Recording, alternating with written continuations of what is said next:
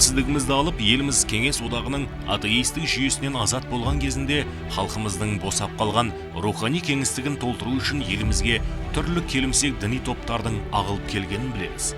Кейбіреулер тіпті шетел асып, діни тәлім алып, еліміздің ғасырлар бойы жалғасып келген ұлттық діни дүние танымына кереғара әңгімелер айта бастады.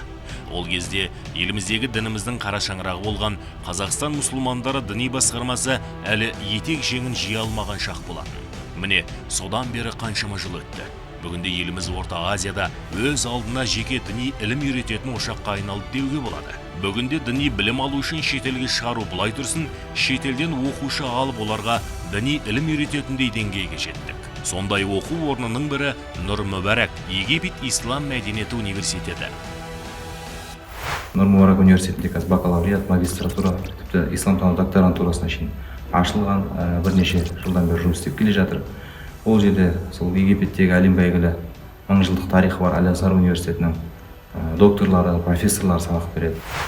Нұр Мүбәрак университетінде отандық ғалымдарымызбен қатар шетелдің ұстаз профессорлары да сабақ береді. Бұдан бөлек, ислам әлеміне танымал шетелдік ғалымдарды да университетке шақырып, ілімімен сусындауға жағдай жасалуда.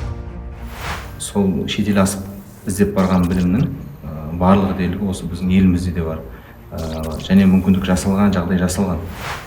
Жалпы еліміз діни ілім алам деушілерге барша мүмкіндікті жасап отыр. Еліміздегі барлық мешіттерде мектеп жасынан бастап діни сауат ашамын деушілерге сауат ашу курстары ұйымдастырылады. 9-шы сыныптан кейін діни ілім алғысы келетіндерге Қазақстан мұсылмандары діни басқармасына қарасты арнайы медресе колледждерде ашылған.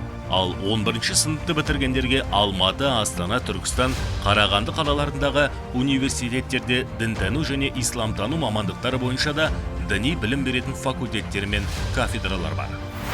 Міне, мемлекет елде діни білім алуға барлық жағдай жасауда. Сондықтан да алыстан арбалағанша жақыннан дорбала демекші, шетел асып білім алғаннан елде жүріп, діни іліміңді жетілдіруге ешқандай кедергі жоқ.